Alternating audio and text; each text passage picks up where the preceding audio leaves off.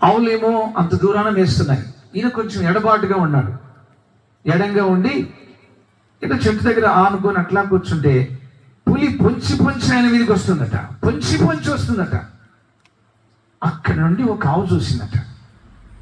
అక్కడి నుండి చూసి ఇక నా కాబరి చచ్చిపోయేటట్టున్నాడు, నా కాబరి పోయేటట్టున్నాడు, ఏంటిది అని పరిగెత్తుకుంటూ వచ్చి పులికి అడ్డంగా నిలబడిందట.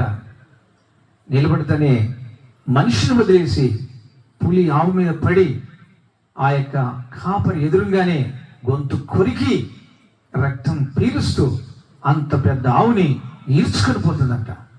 అరిసింది. కొరికేటప్పుడు అంబా అంబా అని కేకలేసి అరిసింది. కళ్ళతో చూసి కాపరి అట్లే ఒరిగాడు.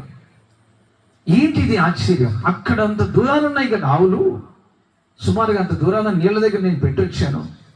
ఏంటి నేను ఇక్కడ ఉంటే ఈ పులి ఎట్లా వచ్చింది, ఏం కదా చూస్తే వెనకమాల వచ్చింది.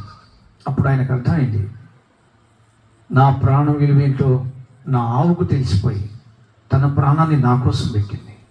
ఈడ్చుకొని పోతుంటే నా కళ్ళతో చూసి నేనేం చేయలేకపోయాను.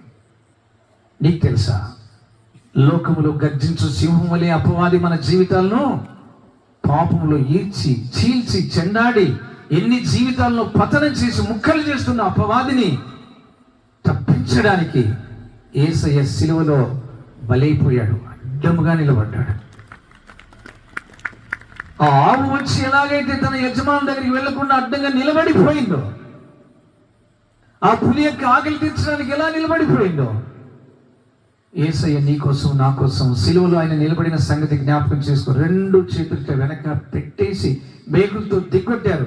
అంటే ఏదో అడ్డుపడుతున్నాడు మన జీవితాలు పతనం కాకుండా. ప్రాణం పెట్టి సమాధి చేయబడి 3వ దినమున పునరుద్ధరణలో తిరిగి లేచాడు. ఆయన మనతోనే సదాకాలం ఉంటానన్నాడు.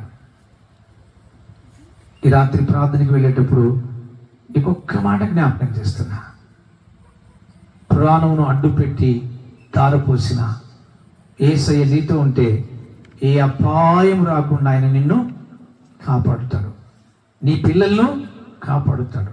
నీ ప్రాణాన్ని కాపాడుతాడు. నువ్వేం ప్రాకులాడాల్సిన అవసరం లేదు. నువ్వు మోకరించి ప్రార్థన చేస్తావు.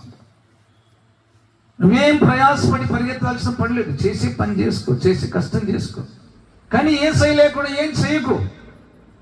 మొన్న ఒక ఆమె సాక్ష్యం ఇస్తుంది.